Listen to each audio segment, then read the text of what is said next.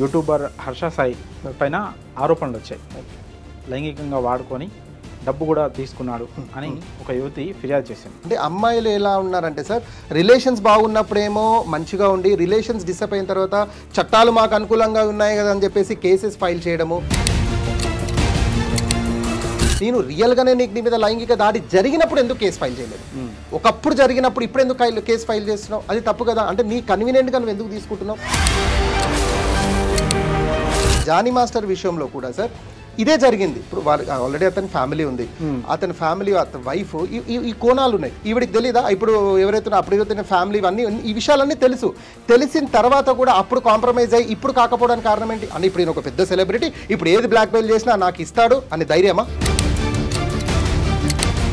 ఇప్పుడు వాళ్ళు కేసు పెట్టగానే స్టేషన్కి వచ్చి ఎక్స్ప్లెనేషన్ ఇస్తే కేసు కాకుండా ఉంటుంది. ఒక అమ్మాయి వచ్చేసి ఇతను నన్ను బలాత్కారం చేశారండి ఇలా అంటే గుట్టిగా ఎఫ్ఐఆర్ చేయరు కదా సార్. ఫస్ట్ తను పిలిపిస్తారు, తన ఎక్స్ప్లెనేషన్ తీసుకుంటారు. రియల్గా తన ఎక్స్ప్లెనేషన్లో గనక ఏదైనా మతలబ్ అనిపించినప్పుడు ఇన్స్పెక్టర్ డబ్బు కోసం చేస్తున్నారు అంటారు, చాలా పెద్ద స్టేట్మెంట్ అయిపోతుంది. ఫైనాన్షియల్లో నాకు ఇవ్వట్లేదనే కదా యువతి బయటకు వచ్చి నా మీద ఈ విధంగా లైంగిక దాడి ఇలా ఇలా ఇలా ఇలా అని చెప్పేసి కంప్లీట్ కోణంలో కంప్లీట్ డిస్కషన్ ఫైనాన్షియల్లో వచ్చింది కదా. ఇప్పుడు హర్ష సాయి చేస్తున్న సబ్జెక్ట్ కూడా క్లియర్గా ఇలానే కనిపిస్తుంది. మనం బెట్టింగ్ యాప్స్ నుంచి లేదా ఇంకెక్కడ సోషల్ మీడియా నుంచి ఆయన అమౌంట్ సంపాదించుకొని ఇక్కడ ఏదో మేము సోషల్ సర్వీస్ చేస్తున్నాం, అటిబండి పనుల దగ్గర వాళ్ళ దగ్గర 50,000 లక్ష ఇవ్వడం వల్ల ఆయనలో ఒక క్రేజ్ అనేది పెరిగిపోయింది. తద్వారా నేను ఏదైనా చేయగలుగుతాను విర్రవిగాడు. 6 ఏళ్ల అమ్మాయి పైన పీటీ సార్ లైంగిక దాడికి పాల్గొంటారు. ఎందుకు ఇలాంటి మెంటల్ స్టేటస్ ఎందుకు ఉంటుంది సార్? దురదృష్టం ఏంటంటే ఇవన్నీ ఎడ్యుకేషన్ రంగంలో జరగడం చాలా దురదృష్టకరమైన విషయం. ఫీమేల్ కుక్క సిగ్నల్ ఇచ్చేంత వరకు కూడా మేల్ కుక్క ఫీమేల్ కుక్క దగ్గరికి వెళ్ళదు సార్. అది సంస్కృతి సార్, కుక్కల సంస్కృతి. అంతకంటే హీనం అయిపోయినాం సార్ మనుషులము. చిన్నపిల్లలపై అత్యాచారాలు ఏంటి సార్? ముసలాల వాళ్ళపై అత్యాచారాలు ఏంటి సార్? ఒక అత్యాచారం చేసి మీరు జడ్జి ముందు కూర్చోబెడితే జడ్జి ఏం అడుగుతారు తెలుసా? వీడు ఏ సిచ్యువేషన్లో అత్యాచారం చేశాడని అడుగుతారు. ఆ టైంలో లిక్కర్ తీసుకున్నాడా, లేదా ఆ టైంలో వీని మెంటల్ హెల్త్ ఏమైనా డిస్టర్బ్ అయిందా అని అడుగుతారు. మెంటల్ హెల్త్ బాగాలేకనే కదా ఎర్రగడ్డ తీసుకెళ్ళి మనం సెట్ చేసి మనం బయటకు వదిలేం. ఇది సార్ మనకు రాజ్యాంగం చెప్తుంది. తీసుకెళ్ళి ఎల్బీ స్టేడియంలో ఉరేయండి సార్. నెక్స్ట్ టైం ఎందుకు జరుగుతాయి ఇలాంటివన్నీ? ఎమ్మెల్యేతో రికమెండేషన్, ఎంపీతో రికమెండేషన్, మంత్రితో రికమెండేషన్, ముఖ్యమంత్రితో రికమెండేషన్, జడ్జిలకు కూడా రికమెండేషన్ కాల్స్ వెళ్తున్నాయి. ఇంకా శిక్ష ఎక్కడ పడితే సార్? చంపినోనికి అడ్వకేట్, సచ్చినోనికి అడ్వకేట్. న్యాయం ఏడ జరుగుతుంది మీరు నాకు చెప్పండి. హాయ్, హలో, నమస్తే, వెల్కమ్ టు ఐ డ్రీమ్. నేను జర్నలిస్ట్ పాషా. మనం చూస్తూనే ఉన్నాం యూట్యూబర్ స్టార్లు అలాగే కొంతమంది సెలబ్రిటీల మీద అత్యాచార ఆరోపణలను రావడం జరుగుతుంది. అలాగే కొన్ని చోట్ల కామారెడ్డి ఇప్పుడు రీసెంట్గా జరిగిన ఇష్యూ, ఆ చిన్నపిల్లలపైన లైంగిక దాడులు అత్యాచారాలు జరుగుతున్న నేపథ్యంలో ఈ విషయాల గురించి డిస్కస్ చేయడానికి ఈరోజు మనతో పాటు ఉన్నారు శివరామ్ గారు, ప్రముఖ పొలిటికల్ అనలిస్ట్ అలాగే పర్సనాలిటీ డెవలప్మెంట్ కోచ్. ఆయనతో మాట్లాడి ఈ విషయాల గురించి మరింత డిస్కస్ చేద్దాం. నమస్తే సార్. హలో అండి, ఎలా ఉన్నారు సార్? ఫైన్ అండి. సార్, మీరు చూస్తూనే ఉన్నారనుకుంటా రీసెంట్ టైమ్స్లో యూట్యూబర్ హర్ష సాయి పైన ఆరోపణలు వచ్చాయి. ఓకే, లైంగికంగా వాడుకొని డబ్బు కూడా తీసుకున్నాడు అని ఒక యువతి ఫిర్యాదు చేసింది. ఓకే. హర్ష సాయి గురించి గతంలో సోషల్ మీడియాలో మంచి హైప్ అనుకోండి, లేకపోతే ఫాలోయింగ్ అనుకోండి, క్రేజ్ అనుకోండి, చాలా ఉంది. సో ఆ క్రేజ్, ఆ హైప్ వచ్చిన తర్వాత ఇలాంటి విషయాల్లో అతను ఇది కావడం అనేది, దీన్ని ఎలా తీసుకుంటారు మీరు, ఎలా చూస్తారు దీన్ని? సార్, ఇప్పుడు ఇక్కడ యూట్యూబర్ స్టార్ కానివ్వండి లేదా సెలబ్రిటీ కానివ్వండి, ఎవరైనా పర్వాలేదు, ఏదైనా తప్పు చేశారంటే చట్టం దృష్టిలో అందరు సమానమే, శిక్ష అనుభవించాల్సిందే. అయితే ఇక్కడ విషయం ఏంటంటే సార్, రిలేషన్స్ బాగున్నప్పుడు మాత్రం రాని కేసెస్, అప్పుడు బయటికి రాని అమ్మాయిలు ఇప్పుడు ఎందుకు వస్తున్నారు? ఇప్పుడు జానీ మాస్టర్ విషయంలో కానీ హర్ష సాయి విషయంలో కానీ చూడండి సార్. ఇప్పుడు హర్ష సాయి సబ్జెక్ట్ తీసుకుంటే యూట్యూబ్లో తను పెద్ద స్టారు, ఎక్కడికి వెళ్ళినా డబ్బులు పంచడం అందరు చూశారు. ఈ డబ్బులు ఎక్కడి నుంచి వస్తున్నాయి? ఆ కోణం కూడా ఆలోచించాలి. అంటే ఇప్పుడు బెట్టింగ్ యాప్స్ని తను ప్రమోట్ చేస్తున్నారు. సరే, ఇప్పుడు బెట్టింగ్ యాప్స్ ఏ కమ్యూనిటీలో చూసుకున్నా కూడా బెట్టింగ్ యాప్స్ని ప్రమోట్ చేయడం అనేది తప్పు, నేరం అది. ఇప్పుడు తన వర్షన్ ఏంటి? ఇప్పుడు చూడండి సార్, ఇప్పుడు విరాట్ కోహ్లీ ప్రమోట్ చేస్తున్నారు కదా, నేను కూడా చేయొచ్చు కదా, తన కంపారిజన్. ఇప్పుడు నేను మిమ్మల్ని అడుగుతున్నాను సార్, పోన్ వీడియోస్ చూడడం తప్ప రైటా అంటే 100% తప్పే. బట్ గూగుల్ ఓపెన్ చేస్తే పోన్ వీడియోస్ ఓపెన్ అవుతున్నాయి కదా, కాబట్టి నేను చూస్తానంటే అది నీ అవివేకం. నేనేమంటాను సార్, బెట్టింగ్ యాప్స్ నుంచి నువ్వు ప్రమోట్ చేసి జనాలని తప్పుడు దోవలో పట్టించి ఆ డబ్బులతోని నువ్వు ఇక్కడ డొనేట్ చేసి నువ్వు ఫేమ్ తెచ్చుకొని ఈ విధంగా చేయడం అనేది 100% తప్పు.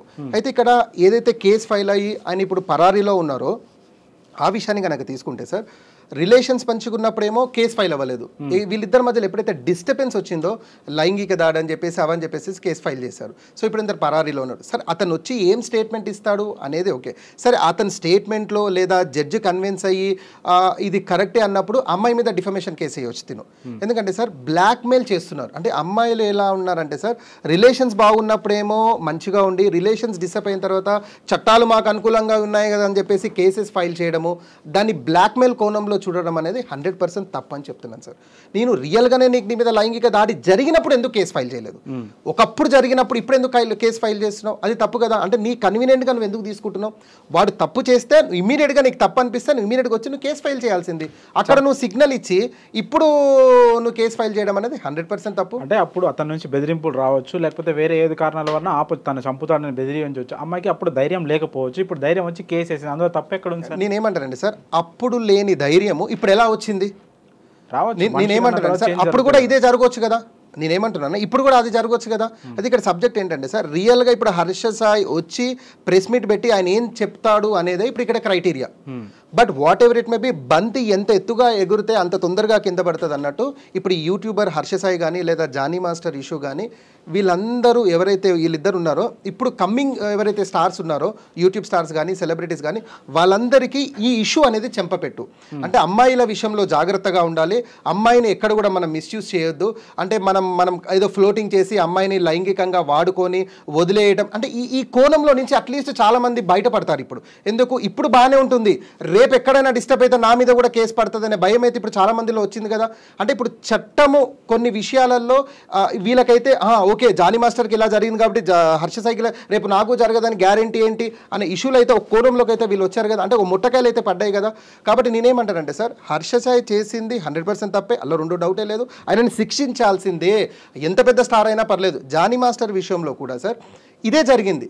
ఆయనను ఎప్పుడో ప్రీవియస్లో అంటే మైనర్గా ఉన్నప్పుడు చేసి ఇప్పుడు నన్ను పెళ్లి చేసుకో విషయంలో ఇవన్నీ ఏదైతే జరుగుతున్నాయో ఇప్పుడు చూడండి సార్, ఇప్పుడు వాళ్ళ ఆల్రెడీ అతని ఫ్యామిలీ ఉంది, అతని ఫ్యామిలీ అతని వైఫ్ ఈ కోణాలు ఉన్నాయి. అప్పుడు తెలీదా, ఈవిడికి తెలీదా? ఇప్పుడు ఎవరైతే అప్పుడు ఫ్యామిలీ ఇవన్నీ ఈ విషయాలన్నీ తెలిసిన తర్వాత కూడా అప్పుడు కాంప్రమైజ్ అయ్యి ఇప్పుడు కాకపోవడానికి కారణం ఏంటి? అని ఇప్పుడు నేను ఒక పెద్ద సెలబ్రిటీ, ఇప్పుడు ఏది బ్లాక్మెయిల్ చేసినా నాకు ఇస్తాడు అని ధైర్యమా? అది కాదు కదా సబ్జెక్ట్. ఇంకోటి జానీ మాస్టర్ చేసిన తప్పు కానీ హర్ష సాయి చేసిన తప్పు ఏంటంటే, నీ మీద కంప్లైంట్ ఫైల్ అయినప్పుడు నువ్వు మీద పిఎస్కి వెళ్ళాల్సింది, వివరణ ఇవ్వాల్సింది. ఎందుకు ఇవ్వలేదు? ఎందుకు పరారీలోకి వెళ్ళావా లేదా? దానివల్ల మెసేజ్ ఏం వెళ్ళింది? వీడు తప్పు చేశాడని మెసేజ్ వెళ్ళిందా లేదా? But whatever it may B, ఇప్పుడు నిజం ఎప్పటికైనా తెలుస్తుందని ఇప్పుడు మెల్లిమెల్లి బయట మీరు కనుక వర్షన్స్ తీసుకుంటే ఒక విధంగా జానీ మాస్టర్కి సపోర్ట్గానే లేదా హర్ష సాయికి అయితే సపోర్ట్ చేయట్లేరు. బట్ ఈ కోణంలో మెల్లిమెల్లిగా నిజాలనే అంటిల్ అన్లెస్ జానీ మాస్టర్ తర్వాత హర్ష సాయి వచ్చి బయటకు వచ్చి వాళ్ళు ప్రెస్ మీట్ పెట్టి ఇది అని చెప్పేంత వరకు ఈ విషయంలో కొంత సస్పెన్స్ ఉండడం అయితే కన్ఫర్మ్ అండి. సో ఇప్పుడు వాళ్ళు కేసు పెట్టగానే స్టేషన్కి వచ్చి ఎక్స్ప్లెనేషన్ ఇస్తే కేసు కాకుండా ఉంటుందా? అంటే ఎలా ఉంటుందంటే సార్, ఇప్పుడు ఎవరైనా వచ్చి సార్, ఇప్పుడు ఒక అమ్మాయి వచ్చేసి తను నన్ను బలాత్కారం చేశారండి ఇలా అంటే గుట్టిగా ఎఫ్ఐఆర్ చేయరు కదా సార్. ఫస్ట్ తను పిలిపిస్తారు, తన ఎక్స్ప్లెనేషన్ తీసుకుంటారు. రియల్గా తన ఎక్స్ప్లెనేషన్లో గనక ఏదైనా మతలబ్ అనిపించినప్పుడు ఇన్స్పెక్టర్ మనకెందుకులే అని చెప్పి ఎఫ్ఐఆర్ ఫైల్ చేసి కోర్టుకి సరెండర్ చేస్తారు. ఇది జరుగుతుంది. అసలు తన పరారీలో ఉన్నప్పుడు ఇంకా అవకాశమే లేదు, ఇక ఎఫ్ఐఆర్ ఫైల్ చేయాల్సిందే. ఇది చట్టం మనకు చెప్తుంది. కాబట్టి ఎఫ్ఐఆర్ ఫైల్ అయింది, రిమైండ్కి వెళ్ళారు తను.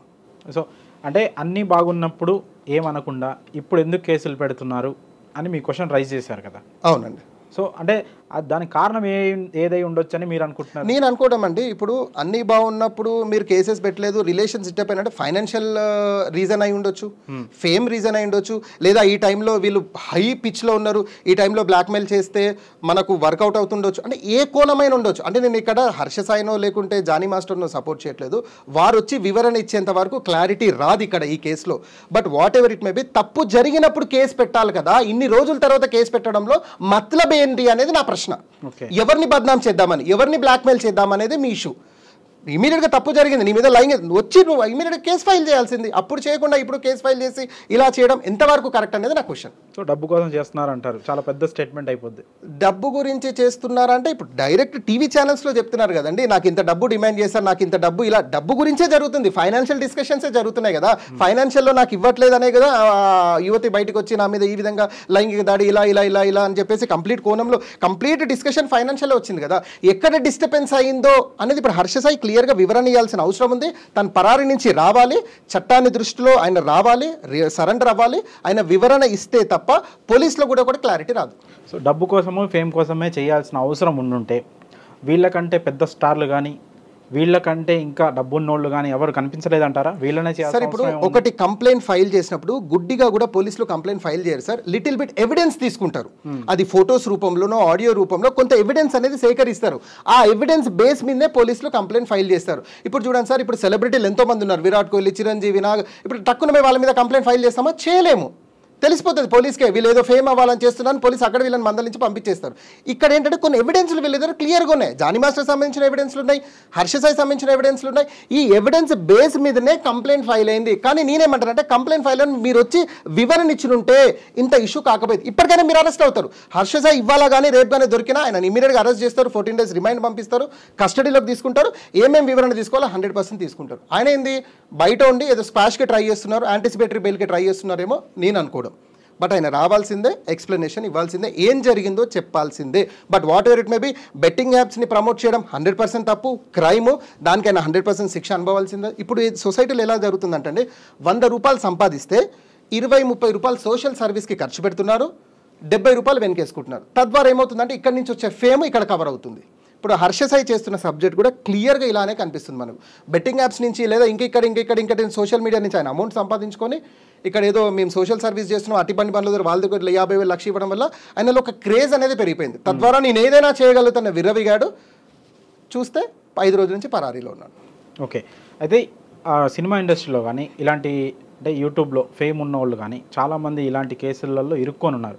వాళ్ళు చేశారా చేయలేదా అనేది సెకండరీ, అది పక్కన పెట్టేస్తే ఒక ఫేము నేమ్ వచ్చిన తర్వాత ఆడపిల్లల్ని ఆ దృష్టితో చూసే వాళ్ళు ఇలా వాళ్ళు ఎందుకు చూస్తున్నారు? ఇలా ఆడపిల్లల్ని వాడుకోవచ్చు, ఒక ఫేమ్ నేమ్ వచ్చిన తర్వాత ఎందుకు ఆడపిల్లల్ని తక్కువ చేసి ఇలా చేస్తున్నారు అనుకుంటారు? అంటే వాళ్ళ మెంటాలిటీ ఎలా ఉంటుంది ఒక ఫేమ్ నేమ్ వచ్చిన తర్వాత? సార్ ఇప్పుడు ఒక ఫేమస్ అయిన తర్వాత ఒక వ్యక్తి నాకు తెలిసి చాలా బౌండరీస్లో ఉంటాడు. తను ఎక్కడ కూడా బౌండరీస్ క్రాస్ అవ్వడు. ఎందుకంటే ఇప్పుడు నాలో ఫేమ్ వచ్చింది, రేపు ఎక్కడైనా నేను మిస్యూజ్ చేస్తే నన్ను పోలీస్ నుంచి కానీ మీడియా నన్ను టార్గెట్ చేస్తే అనే విషయం తెలుసు వీళ్ళకి. చాలామంది ఆ బౌండరీలో ఉన్నారు. ఆ బౌండరీ దాటి కూడా కొందరు మిస్బిహేవ్ చేస్తున్నారు. సరే అక్కడ అమ్మాయిలు వారికి సిగ్నల్స్ ఇవ్వడము లేదా వీరు దాన్ని ఇంకెక్కువగా క్యాష్ చేసుకోవడం ఇలా జరుగుతున్నాయి. సార్ ఇది ఒక పెద్ద సబ్జెక్టు, దీని మీద మనం ఒక గంట చర్చనే పెట్టవచ్చు. చూడండి సార్, ఒక వ్యక్తి తప్పు చేస్తున్నాడు అంటే ఆ వ్యక్తికి 2 తెలియకపోవచ్చు సార్. ఈ తప్పు వల్ల నాకు ఇమ్మీడియట్గా ఇక్కడ శిక్ష పడుతుంది అని తెలిస్తే ఆ వ్యక్తి ఆ తప్పు పని చేయడు సార్. లేదా ఈ తప్పు వల్ల నాకు పరలోకం అంటూ ఒకటి ఉంది, అక్కడ కూడా నాకు శిక్ష పడుతుంది, అది శాశ్వతమైనటువంటి శిక్ష అని తెలుసుకోవాలి సార్. ఈ 2 లేకనే సొసైటీ అనేది పాడైపోయింది. చూడండి సార్, ఒక స్త్రీని చూడంగానే ఒక చులకన వాతావరణం ఏర్పడింది సొసైటీలో. ఎందుకు నేనేమంటానంటే సార్, ఒక స్త్రీని చూడగానే ఒక తల్లి, ఒక సోదరి, ఒక భార్య, అవునా కదా సార్? ఇప్పుడు ఒక స్త్రీ అంటే ఒక తల్లి, సోదరి, భార్య. ఇప్పుడు నువ్వు ఎవరినైతే అట్లా చులకన చూడాలనుకున్నావు, ఎవరితోనైతే ఇలా చేయాలనుకున్నావో వారు ఒకరికి తల్లి, ఒకరికి చెల్లి, ఒకరి సోదరియే కదా, భార్య కదా. ఇప్పుడు నీ తల్లితోనో నీ సోదరితోనో నీ భార్యతోనో ఎవరైనా అలా బిహేవ్ చేస్తే మనం ఊరుకుంటామా? 100%. ఈ భావన మనకెందుకు రాదు, వాళ్ళకెందుకు రావట్లేదు? నేను ఎవరితోనైతే ఇలా చేయాలనుకున్నా వారు ఒకరికి సోదరే కదా, ఒకరికి తల్లే కదా, ఒకరికి భార్య కదా అనే భావనలు మనలో రావాలి. ఆ భావన మనలో రానంత వరకు సొసైటీ బాగుపడడం చాలా కష్టం. Serial number 1. సీరియల్ నెంబర్ 2, ఏ విషయమైనా నేను ఈ తప్పు పని చేస్తున్నానంటే ఈ తప్పుకు సంబంధించి నాకు శిక్ష పడుతుంది అనే భయం మనిషిలో రావాల్సిందే. ఆ భయం రానంత వరకు మీరు మనిషిని ఎంత మోటివేట్ చేసినా కూడా సిస్టమ్ బాగుపడదు. ఓకే, ఆల్రెడీ తప్పు చేస్తే శిక్ష పడుతుంది అని చాలా కేసులు నిరూపితమైనాయి. నిర్భయ లాంటి యాక్ట్స్ కూడా వచ్చినాయి ఢిల్లీ ఘటనతో. ఇన్ని చట్టాలు ఉండగా కూడా ఎందుకు ఇంకా తప్పులు జరుగుతున్నాయి? అది కూడా చాలామంది బతికి ఆధారపడి జీవించే సినిమా ఇండస్ట్రీలో కావచ్చు, ఇంకా వేరే దాని మీద కావచ్చు. ఇన్ని కఠిన చట్టాలు ఉండగా కూడా ఎందుకు ఇంకా నేరాలు జరుగుతున్నాయి? చిన్న పిల్లల మీద కూడా లైంగిక దాడులు జరుగుతున్నాయి, అది కూడా స్కూల్స్లలో కూడా జరుగుతున్నాయి. రీసెంట్గా కామారెడ్డి ఒక స్కూల్లో నర్సరీ 6 ఏళ్ల అమ్మాయి పైన పీటీ సార్ లైంగిక దాడికి పాల్గొన్నారు. ఎందుకు ఇలాంటి మెంటల్ స్టేటస్ ఎందుకు ఉంటుంది సార్? దురదృష్టం ఏంటంటే ఇవన్నీ ఎడ్యుకేషన్ రంగంలో జరగడం చాలా దురదృష్టకరమైన విషయం. నేనేమంటాను సార్, సొసైటీ చెడిపోవడానికి ప్రధానమైనటువంటి కారణం యూత్. ఆ యూత్ అనేది స్కూల్ సెక్టార్ నుంచి స్టార్ట్ అవుతుంది. నేనేమంటానంటే సార్, స్కూల్స్లో ఎప్పటి వరకు అయితే మోరల్ వాల్యూస్తో కూడిన సిలబస్ రాదో అప్పటి వరకు పిల్లల్లో డెవలప్మెంట్ అనేది రాదు. ఇప్పటి వరకు నా పిల్లగాడు, నా బాబు, నా పిల్లలు ఇంటర్నేషనల్ స్కూల్లో చదువుతున్నారు అనే ఫీలింగ్లో ఉన్నారు తప్ప అసలు ఇంటర్నేషనల్ స్కూల్లో సిలబస్ ఏంటి, వారు ఏం నేర్పిస్తున్నారు, నా పిల్లల్లో వచ్చిన మార్పు ఏంటి అనేది ఏ పేరెంట్కి అవసరం లేదు. పొద్దున 7:30కో 8 గంటలకు స్కూల్ బస్ వస్తుందా, స్కూల్ ఎక్కిచ్చామా, మళ్ళీ 4:30కు వాడు వస్తున్నాడా, వానికి టీ స్నాక్స్ ఇచ్చామా, ట్యూషన్కి వెళ్తున్నాడా, మళ్ళీ వస్తున్నాడా, డిన్నర్ చేస్తున్నాడా, పడుకుంటున్నాడా, ఇంతవరకు నా పిల్లగాడు పలానా ఇంటర్నేషనల్ స్కూల్ తప్ప నా బాబులో మోరల్ వాల్యూస్ ఎంత ఉన్నాయి, వాటిలో దైవ భీతి అనేది ఎక్కడ వచ్చిందా రాలేదా. సరే ఒకటి గుర్తుపెట్టుకోండి, ఇప్పుడు మన భారతదేశంలో 5 సిలబస్ మీద ఎడ్యుకేషన్ రంగం ఆధారపడి ఉంది. మొదటిది స్టేట్ సిలబస్, రెండోది సెంట్రల్ సిలబస్, మూడోది ఐసిఎస్సి సిలబస్, నాలుగోది ఐబీ సిలబస్, ఐదోది ఐజీసీఎస్సి సిలబస్. ఈ 5 సిలబస్ మీద ఈ 5 సిలబస్ కూడా సార్ ఆథర్స్ వారు రాసిన పుస్తకాలే టీచర్స్ చదివి పిల్లలకి వినిపిస్తున్నారు. ఈ 5 సిలబస్లో కూడా ఎక్కడ కూడా మోరల్ వాల్యూస్ లేదు. నేను మీకు ఛాలెంజ్ చేస్తాను, రేపు మీ కెమెరా తీసుకొని ఒక ఇంటర్నేషనల్ స్కూల్కి వెళ్దాం, ఎక్కడ మోరల్ వాల్యూస్ ఉన్నాయి ఈ సిలబస్లో? తల్లిదండ్రుల పట్ల రెస్పెక్ట్ ఏంటి, పేరెంట్స్ మన రిలేషన్స్కి ఇవ్వాల్సిన రెస్పెక్ట్ ఏంటి, మనల్ని చూస్తున్నాడు, మనల్ని పుట్టించిన దేవుడు ఉన్నాడు, మనల్ని చూస్తున్నాడు, ఈ తప్పు చేస్తే రేపు లెక్క చెప్పుకోవాల్సి వస్తుంది అనే భయం ఎక్కడ క్రియేట్ అవుతుంది? సరే ఇప్పుడు భయమే గనక క్రియేట్ కానకుంటే వాడు ఎలా మారుతాడు? ఈ తప్పు చేస్తే నాకు ఈ పనిష్మెంట్ ఉంది అని వాడికి తెలిసినప్పుడు వాడు 100% మనలో మార్పు ఉంటుంది. మోరల్ వాల్యూస్, మిగతా ఎథిక్స్ ఇవన్నీ ఓకే సార్, కానీ దేవుడు ఉన్నాడు, మనల్ని శిక్షిస్తాడు తప్పు చేస్తే అని ఇలాంటివి స్కూల్లో నేర్పిస్తే అది ఎంతవరకు కరెక్ట్? సార్ మీకు ఒక విషయం చెప్తున్నా, ఐ డ్రీమ్స్ నుంచి నేను డిమాండ్ చేస్తున్న ప్రతి ఒక్క స్కూల్ యాజమానానికి, మీరు ఒకవేళ హిందూ స్కూల్ గనక మీరు మెయింటైన్ చేస్తే మీరు ఫస్ట్ లాంగ్వేజ్ సంస్కృతం పెట్టాల్సిందే నేను డిమాండ్ చేస్తున్నా. ఒకవేళ మీరు ఇస్లామిక్ స్కూల్ మెయింటైన్ చేస్తే మీరు ఫస్ట్ లాంగ్వేజ్ అరబీ పెట్టాల్సిందే. నేను ఎందుకు చెప్తున్నా అంటే సార్, మంచి చెడు మనకు గ్రంథాలలో ఉన్నాయి. మీరు ఆ గ్రంథాలలో ఉన్న విషయాలు పిల్లలకు గనక చెప్పకుంటే పిల్లల్లో మార్పు ఎలా వస్తుంది సార్? మీకు మొక్కగా ఉన్నప్పుడే దాన్ని సరిదిద్దకుంటే అది వృక్షమైన తర్వాత సెట్ అవుతుందా సార్? నువ్వు పిల్లలలో ఉన్నప్పుడే వారికి, ఇప్పుడు హిందూస్ అనుకోండి సార్, మీరు వేదాలు గీత వారికి పరిచయం చేయండి, అందులో ఏముందో వారికి చెప్పండి సార్. ఉదాహరణకు భగవద్గీతలో 16వ అధ్యాయంలో 23వ వాక్యం 24వ వాక్యం కనుక మీరు పరిశీలిస్తే కృష్ణుల వారు అర్జునుల వారికి చెప్తున్నారు, ఏమని చెప్తున్నారు? నువ్వు ఏదైనా పని చేయాలన్నప్పుడు నీకు శాస్త్రము ప్రమాణికం అని చెప్తున్నారు.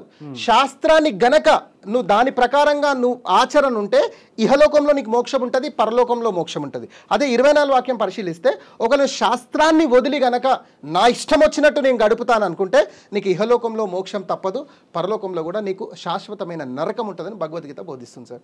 ఇలాంటి వర్సెస్ మనకి ఎన్నో ఉన్నాయి. నేనేమంటానండి సార్, ఇప్పుడు భగవద్గీత వేదాసనంగానే దూరం అయిపోతున్నాం మనం. ఎందుకు దూరం అయిపోతుంది? ఇక్కడ లాంగ్వేజ్ ప్రాబ్లం, అది సంస్కృతంలో ఉంది, మనకు ఆ ప్రాబ్లం ఉంది. మనం తెలుగులోకి ట్రాన్స్లేట్ చేస్తున్నాం, పోనీ అలానే చదువుతున్నాం, అలా చదివే పరిస్థితి. ఎందుకు? స్కూల్లోనే సిలబస్ లేదు సార్. నువ్వు స్కూల్లో అట్లీస్ట్ ఒక 1 అవర్ పెట్టండి, గీతా క్లాసెస్ పెట్టండి, వేదా క్లాసెస్ పెట్టండి, ఇక్కడ అరబీ క్లాసెస్ పెట్టండి, ఖురాన్ క్లాసెస్ పెట్టండి, అక్కడ బైబిల్ క్లాసెస్ పెట్టండి అంటున్నా. పెట్టి హ్యూమానిటీ, అసలు స్క్రిప్చర్స్లో హ్యూమానిటీ ఏముంది అక్కడ వాళ్ళ పిల్లలలో వాళ్ళకి విత్తనం వేయండి, వారిలో ఒక మంచితనం అనేది బయటపడుతుంది. నువ్వు పిల్లలను ఇప్పుడు విత్తనం వేయకుండా వాడు 7th 8th 9th 10th inter degree వాడు రౌడీ అయిపోతున్నాడు సార్. నేను ఇప్పుడు మీకు ఒక క్వశ్చన్ అడుగుతాను, మీరు చెప్పండి. సైంటిస్టులు, పోలీసులు, డాక్టర్లు, లాయర్లు కూడా అవుతారు కదా. రైట్. ఎంతమంది డాక్టర్లు, ఎంతమంది సైంటిస్టులు చెర్లపల్లి జైల్లో, చెంచల్గూడ జైల్లో ఉన్నారో మనం చూద్దాం. నేనేమంటానంటే సార్, ఒక పల్లెటూరు తీసుకుంటే ఒక దొంగ ఉన్నాడు సార్, ఒక దొంగ, వాడు అస్సలు అన్ఎడ్యుకేటెడ్, వానికి ఏబిసిడి కూడా రాదు. బట్ ఆ దొంగ వల్ల ఆ పల్లెటూరుకు, ఆ పర్టికులర్ ఊరికే ప్రమాదం. ఈ కోణం ఇంకో కోణంలో చూసుకుంటే అదే పల్లెటూరులో ఒక దొంగ ఉన్నాడు సార్, వాడు బీటెక్ చదివి వాడు మంచి ఐటీ స్టాండర్డ్స్లో టాప్ చదువుకున్నాడు సార్, వాడు దొంగనే.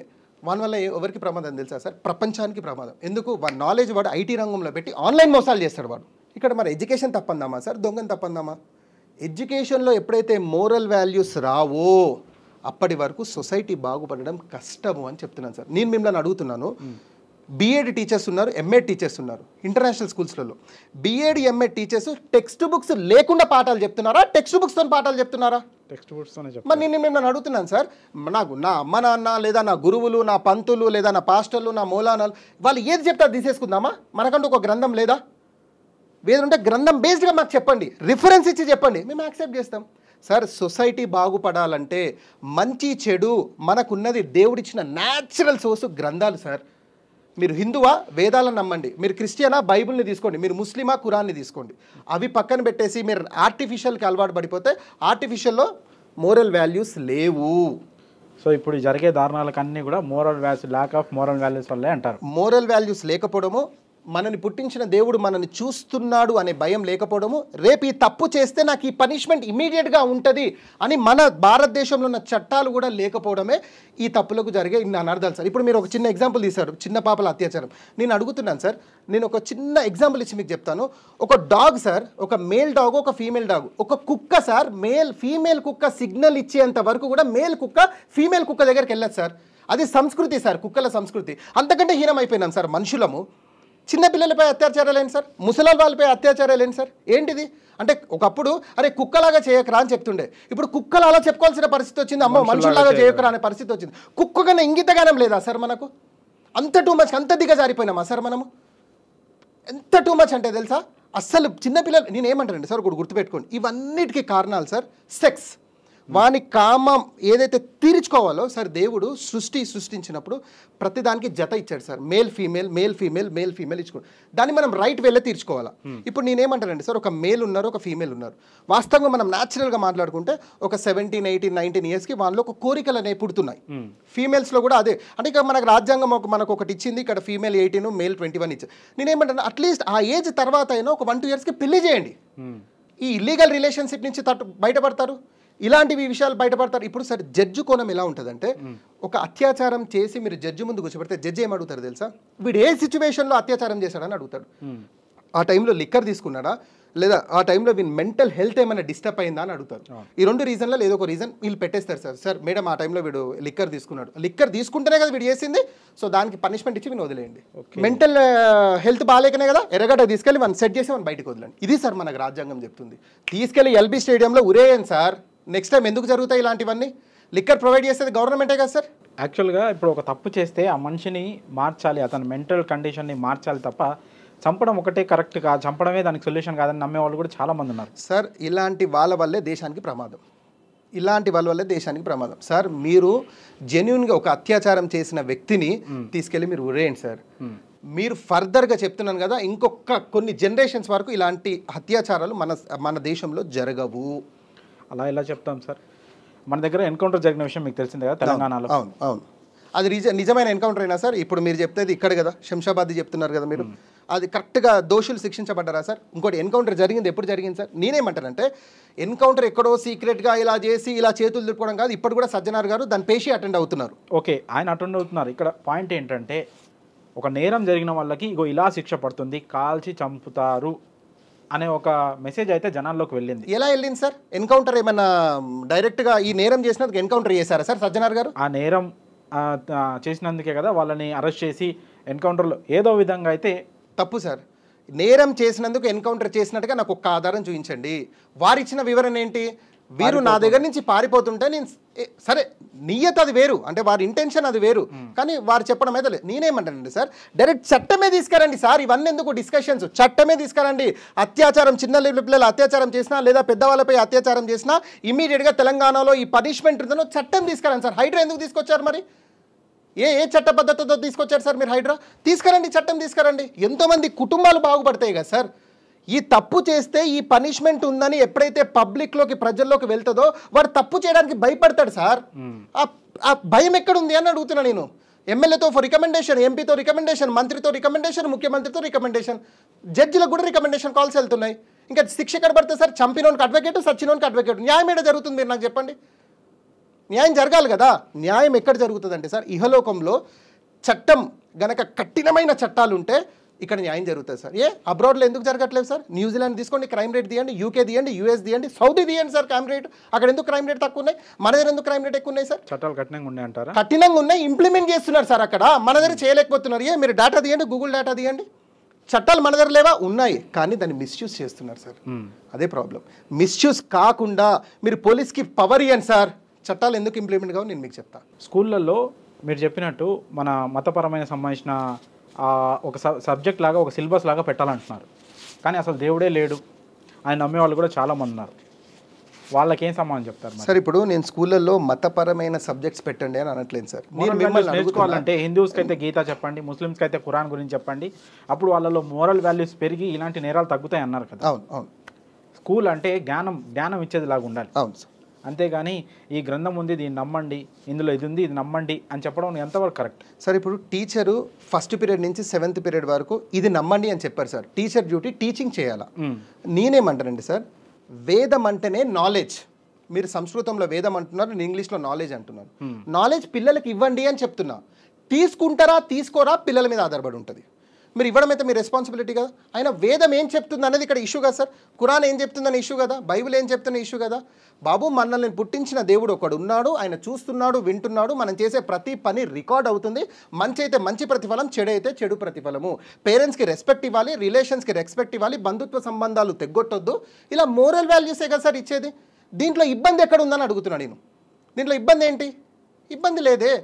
కానీ ఇక్కడ మత ప్రచారం అని ఎందుకు వస్తుంది? అసలు మతం అంటేనే మీనింగ్ ఏంటి సార్? మతం అంటేనే అభిప్రాయము. నా అభిప్రాయం సార్, నా అభిప్రాయం నేను మీకు చెప్తున్నా. అంటే నా మతాన్ని నేను మీకు చెప్తున్నాను.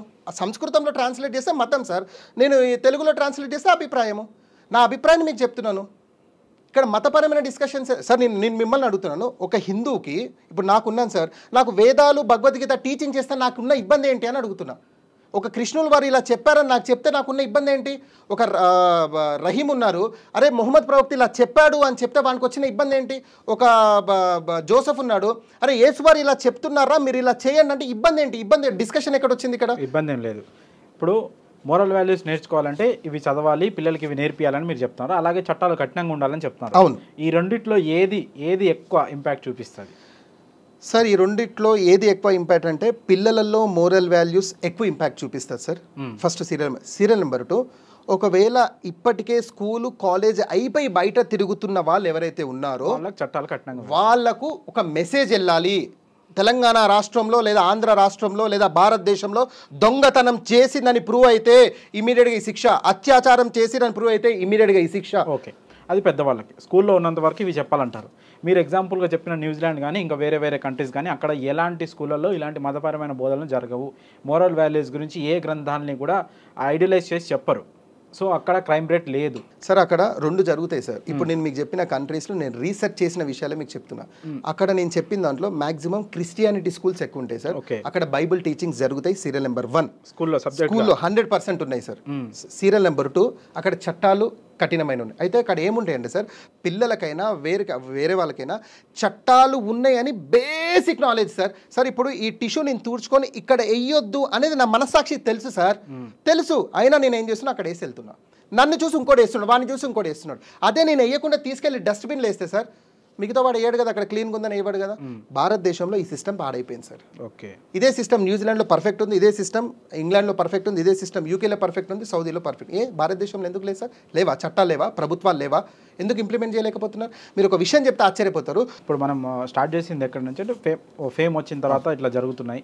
మీరు చెప్పారు ఆడపిల్లలు అప్పుడు అంటే వాళ్ళ రిలేషన్ అనేది మంచిగా ఉన్నప్పుడు వేయకుండా కేసు, నన్ను అప్పుడు అత్యాచారం చేశాడని ఇప్పుడు 5 ఏళ్ల తర్వాత కేసు వేస్తున్నారని చెప్తున్నారు. ఓకే, ఎక్కడో ఒక మూలన కొంతమంది, అందరని చెప్పకూడదు మనం, కొంతమంది వాళ్ళకి చట్టాలు అనుకూలంగా ఉన్నాయని మిస్యూజ్ చేస్తున్నారు అని అనుకోవచ్చా సార్? 100% 100లో 10% అనుకోవచ్చు సార్, తప్పేం లేదు. ఎందుకంటే నాకు పర్సనల్గా ఇన్స్పెక్టర్లు చెప్పిన మాటనే మీకు చెప్తున్నాను. మిస్యూజ్ చట్టాలు మిస్యూజ్ జరుగుతున్నాయి సార్. అట్రాసిటీ కేసు మిస్యూజ్ జరగట్లేదా సార్? 100% మిస్యూజ్ జరుగుతున్నాయి సార్. చట్టాలు అంతే, దాన్ని బేస్ చేసుకునే కదా వీళ్ళు బ్లాక్మెయిల్ చేస్తున్నారు. అలా అని చెప్పి అందరూ అలా చేస్తున్నారు, నేను అందరిని అలా అనట్లేను. జెన్యూన్గా కొందరు కొట్లాడే వాళ్ళు ఉన్నారు, కష్టపడే వాళ్ళు ఉన్నారు. నాకు న్యాయం జరగాలి సార్, 100% న్యాయం జరగాల్సిందే. స్త్రీ హక్కు సార్, 100% ఆమె హక్కులు, ఆమె పోరాడాల్సిందే. ఆమెకు మనం 100% సపోర్ట్ చేయాల్సిందే. హర్షసాయి విషయంలో అమ్మాయి కానీ, జానీ మాస్టర్ విషయంలో అమ్మాయి కానీ 100% వారి పక్షాన మనం ఉండాల్సిందే, కొట్లాడాల్సిందే. బట్ న్యాయం వారి వైపు ఉంటే 100% మనం కొట్లాడాల్సిందే. తప్పు చేసి ఉంటే వాళ్ళకి శిక్ష పడాలి, 100% పడాలి. లేదు ఇంటెన్షనల్గా తప్పు చేయకుండా ఉంటుంటే ఇప్పుడు పరారీలో ఉన్న హర్షసాయి ఏ విధంగా పోరాటం చేయాలి సార్? ఇప్పుడు హర్షసాయి తప్పు చేయలేదు అనుకుందాం కొద్దిసేపు, ఆయన ఏం చేయాలండి సార్? ఇమీడియట్గా ఇప్పుడు సరెండర్ అవ్వాలి. ఆయన అరెస్ట్ చేయడం తథ్యం, 14 days రిమైండ్ పంపిస్తారు. అతను పేషీస్లో లేదా కస్టడీలో అతని వివరణ తను ఇచ్చుకోవాల్సిందే. సార్ ఇలా జరిగింది, ఇలా చెప్పాల్సిందే. అతను చెప్పిన దాంట్లో నిజాయితీ ఉంటే 100% న్యాయస్థానం యాక్సెప్ట్ చేస్తుంది, అడ్వకేట్లు ఒప్పుకుంటారు, పోలీస్ డిపార్ట్మెంట్ కూడా ఒప్పుకుంటారు. మరి ఎందుకు పారిపోయావంటే సార్ ఇలా సార్ ఆయన ఏదో చెప్పుకుంటాడు, నాకు భయం వేసింది సార్, లేదా నేను జైలుకి వెళ్తాను, ఏ విషయాల్లో చెప్పుకోవచ్చు. లేదా ఆయన చెప్పిన దాంట్లోనే తప్పు ఉంది అనుకుంటే మాత్రం 100% శిక్షిస్తారు. అయితే ఇక్కడ విషయం ఏంటంటే సార్, ఒకటి లైంగిక దాడి అయితే, ఒక రెండోది బెట్టింగ్ యాప్. ఓకే, ఈ 2 ఇష్యూస్ ఉన్నాయి. ఇప్పుడు ఇది ఆయన నుంచి బయటపడ్డా, ఇక్కడ నుంచి బయటపడే పరిస్థితి నిందితుడు లేడు, దీనిలో ఆయన శిక్షించాల్సిందే. ఆ బెట్టింగ్ మ్యాట్ని ప్రమోట్ చేయడం వల్ల ఎంతో మంది నష్టపోయారు. ఆ నష్టపోయిన వాళ్ళు కూడా నిన్న పోలీస్ కేసు పెట్టారు. ఓకే, ఇది ఇప్పుడు ఆయన మీద అడిషనల్ కేసెస్ ఉన్నాయి. నేను ఇక్కడ ఖచ్చితంగా శిక్షించాలంటున్నా, అక్కడ కూడా శిక్షించాల్సిందే. సార్ ఒకటే గుర్తుపెట్టుకోండి సార్, నీ భార్య కానంత వరకు ఏ స్త్రీని ముట్టుకునే రైట్స్ నీకు లేవు అని చెప్తున్నా. అది హర్ష సాయి కానీ జానీ మాస్టర్ కానీ. ఓకే, నీ భార్య అవుతేనే నువ్వు తనని టచ్ చేయాలి. నీ భార్య కానప్పుడు టచ్ చేసే రైట్స్ నీకు ఎక్కడివి అని అడుగుతున్నా. ఆ అమ్మాయి సపోర్ట్ చేసినా కూడా నువ్వు టచ్ చేయొద్దు. నీ తెలివి ఎక్కడికి పోయింది? నువ్వు తింటున్న అన్నం కాదు, అన్నమే తింటున్నావు కదా, తెలివి లేదా అప్పుడు నీకు? అరే ఈ తప్పు, ఇది తప్పురా, నాకు ఆల్రెడీ భార్య ఉంది, ఇది తప్పు, లేదా ఆల్రెడీ నాకు పెళ్లి కాలేదు, ఇలా చేయడం తప్పు, తెలియదా మరి నీకు? అప్పుడు రిలేషన్స్ బాగున్నాయి, ఇప్పుడు ఎక్కడో డిస్టర్బ్ అయింది, అమ్మాయి వెళ్ళింది, లాస్ అయింది ఎవరు? అంటే అమ్మాయి కేసు పెడుతుందనే భయం ప్రతి ఒక్క సెలబ్రిటీకి కలగాలి అని చెప్తున్నా నేను. అందరికీ ఇది ఒక మొట్టకాయ లాంటి సబ్జెక్ట్ అని చెప్తున్నా. ఓకే, జానీ మాస్టర్ మీద పోక్సో యాక్ట్ కింద కూడా కేసు నమోదైంది. సో చాలా టఫ్, చాలా కఠినమైన చట్టం అది. సో దాని కింద ఇప్పుడు జానీ మాస్టర్కి బెయిల్ ఎప్పటివరకు వచ్చే అవకాశం ఉంది? వచ్చినా కూడా ఎలాంటి కండిషన్స్తో బెయిల్ వస్తుంది? సార్ కండిషన్స్ అనేది దేశం దాటొద్దు, రాష్ట్రం దాటొద్దు, బేసిక్గా కండిషన్స్ ఉంటాయి. సాక్షులను తారుమారు చేయొద్దు అంటారు. ఒక విధంగా బెయిల్ నాకు తెలిసి అయితే నాన్ బెయిలబుల్ సార్, బెయిల్ వచ్చే అవకాశం అయితే తక్కువ ఉంటుంది. ఒకవేళ తను ఏదన్నా లేదు సార్ ఈ విషయంలో జడ్జిని కన్విన్స్ చేయగలిగితే, అంటే వారు అడ్వకేట్ జడ్జిని కన్విన్స్ చేయగలిగితే, అప్పుడు అపోనెంట్ ఎవరైతే అడ్వకేట్ ఉన్నారో వారు ఆ వాదనకు కూడా అంగీకరించినట్లయితే బెయిల్ వచ్చే అవకాశం ఉంటుంది. బట్ బెయిల్ వచ్చినా షరతులో కూడుకున్నటువంటి బెయిల్ వస్తుంది. నాకున్న ఇన్ఫర్మేషన్ ఈ మధ్యకాలంలో అయితే రాదు. Okay, thank you so much sir. Me valuable టైంని మా కోసం ఇచ్చి ఇంతసేపు చాలా విలువైన విషయాలు మాతో పంచుకున్నందుకు థ్యాంక్ యూ అండి.